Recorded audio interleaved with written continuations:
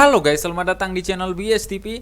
Hari ini saya akan membahas mengenai psikologis trading ya. Ini sangat penting sekali.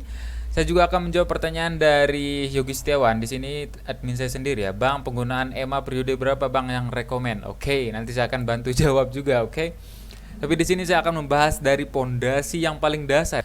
Trading itu tidak ada yang 100%, yang namanya 100% profit itu tidak ada. Ada yang namanya untung dan ada yang namanya rugi. Sama seperti berjual di pasar. Jual beli di pasar pasti ada untung dan ada ruginya juga. Oke, untuk teman-teman ketahui ketika melakukan entry juga jangan lupa untuk menghitung risknya. Karena kenapa? Kalau teman-teman hanya melihat di media sosial, misalkan di TikTok banyak yang barbar, lalu di Instagram juga banyak yang share profitnya saja, lalu tergiur dan melakukannya juga, bukannya untung malah rugi ya. Kok saya tidak seperti itu ya? Kenapa saya tidak profit ya? Kemarin profit kok sekarang saya loss, atau kok kemarin profit kok sekarang loss doll, bahkan margin call ya. Kenapa seperti itu? Apa yang salah? Kita akan mencoba evaluasi. Yang pertama ya, sebelum kita melakukan entry kita harus tahu dulu berapa risknya, berapa modal atau berapa persen yang akan kita resikokan ketika melakukan entry. Misalkan di dalam saldo kita $100, kita akan entry atau meresikokannya 1% dari modal kita. Jadi ketika kena stop loss, kita lossnya 1%. Seperti itu. Dengan menggunakan risk reward 1:2. Misalkan stop lossnya 30 pip, take profitnya 60 pip.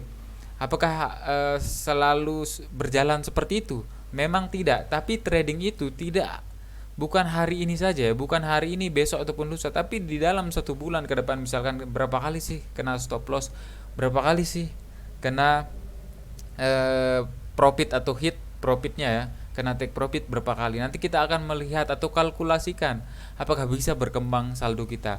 Jangan berharap profit besar dengan barbar ya, atau membahayakan keseluruhan modal, karena resikonya itu untuk teman-teman ketahui bisa margin call atau kehilangan keseluruhan modal. Untuk teman-teman ketahui saja, jadi jangan berharap profit, pasti ada kerugian juga, ada lossnya juga. Jadi kalau teman-teman tergiur dengan orang-orang yang barbar, ingat resikonya. Kalau barbar pasti kehilangan modal atau bahkan profit yang kemarin juga hilang. Jadi susah berkembang yang namanya saldo kita.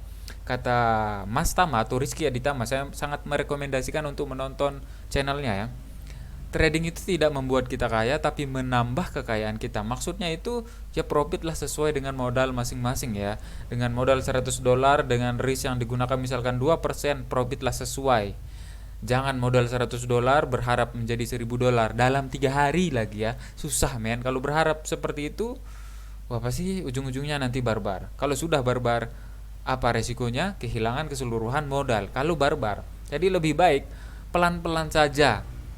Lebih baik pelan-pelan. Ketika melakukan entry, misalkan sehari saya melakukan entry di 2 market, ya sudah, entry di 2 market dengan risk yang sudah dibuat, dengan trading plan yang sudah dibuat. Misalkan setiap trading saya mau lossnya itu $5. Caranya gampang sekali, teman-teman bisa menghitung. Misalkan setiap kali trading kita menggunakan 30 pip. Yang 1 pip itu 10 poin, oke.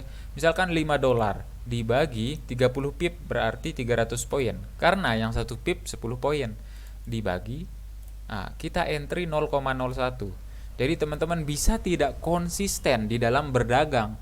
Jadi tidak barbar juga. Jadi ketika kena stop loss, saya lossnya $5. Oke, kita cari market lain lagi. Jadi trading itu bukan hari ini saja, bukan besok, tapi di dalam 1 bulan atau di dalam 20 kali trading, berapa kali sih kena stop loss, berapa kali sih kena take profit. Jadi kita bisa melihat, bisa tidak berkembang saldonya seperti itu ya.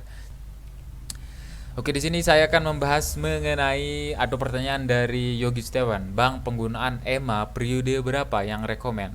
Sebelumnya kita harus tahu dulu moving average eksponensial berfungsi sebagai apa. Bisa berfungsi sebagai support dan resisten. Kita bisa melihat di sini ya. Kita bisa melihat di sini ketika dia menyentuh di moving average eksponensial. Di sini saya menggunakan EMA 50 ya. Setiap kali dia menyentuh di sini terjadi rejekan. Kalau kita perhatikan di sebelah kiri ada resisten juga. Jadi bisa berfungsi sebagai resisten juga ya. Jadi saya kalau menggunakan moving average eksponensial paling EMA 50, 90 ataupun 200 untuk melihat kemana arah tren.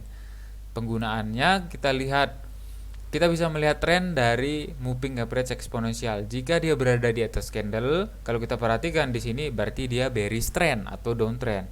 Kalau dia berada di atas di bawah candle berarti dia bullish trend. Itu secara ini ya, kalau kita lihat ya, secara umum lah. Jadi teman-teman jangan mudah tergiur dengan profit yang besar. Kita harus tahu resikonya juga. Kalau ada untung pasti ada rugi. Kalau dia untung besar dengan barbar, kalau kita pasti resikonya juga bisa kerugian besar juga begitu ya. Jadi tidak ada yang 100% atau tidak ada yang instan. Bahkan mie instan pun perlu diseduh ya. Oke, mungkin segitu aja. Nanti kalau ada pertanyaan seputar trading saya akan bantu jawab juga. Saya juga sering mengadakan Google Meet ya di grup, jadi teman-teman bisa join gratis ya. Tadi saya melakukan entry di BTC, di sini break di trend line-nya. Memang longsor sedikit, tapi malah to the moon lagi. Memang sedap, sakit hati ya. Tidak ramah lingkungan seperti itu. Baik. Oke, nanti kalau ada pertanyaan seputar trading kripto forex saya silahkan di komen saja, nanti saya akan bantu jawab. Oke, mungkin segitu aja video hari ini. Thanks for support and see you the next video man. Peace. Salam 2%. 3%.